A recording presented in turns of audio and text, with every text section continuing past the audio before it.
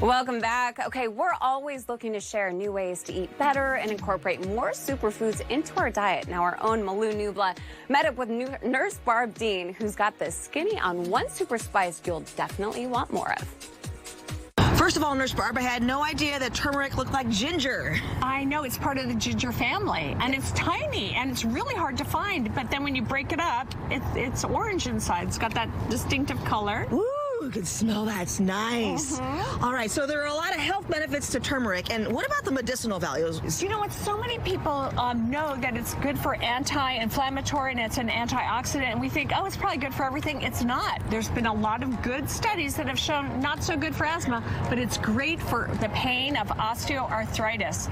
And so there's multiple studies, and we're also looking at it as a great antioxidant, so stay tuned. There's probably some information coming soon about mental health and brain health. All right, so how should you consume turmeric? I mean, can you just take a little spoonful, or you put it in your food? What do you do? Okay, so the best way is to actually get the root if you can find it, and peel it and then grate it up. But if you can't, it's perfectly fine to use the stuff that you can find in the store. But there's 4 keys here. Okay. Number 1, it's got to be bound with a healthy fat like coconut milk. And that's why all the curries are coconut milk and turmeric, right? Yeah. And you need to heat it up. And the other key ingredient is pepper. So pepper has pepperdine in it, and that helps increase the absorption by 2,000%.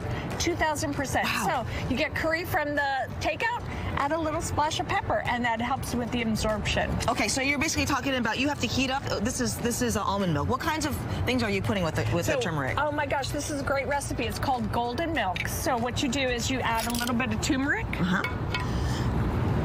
And then a little bit of cinnamon, a little bit of honey, and you whisk it up over heat. And whisking is important because it helps incorporate the turmeric in. And so then once you heat it up, you have this, and it helps you go to sleep at night. So it's a nice golden milk. Ah, okay. Tastes great. All right, so what about the avocado here? Oh, so you know, not everybody likes coconut milk. So you're looking for a healthy fat with your turmeric.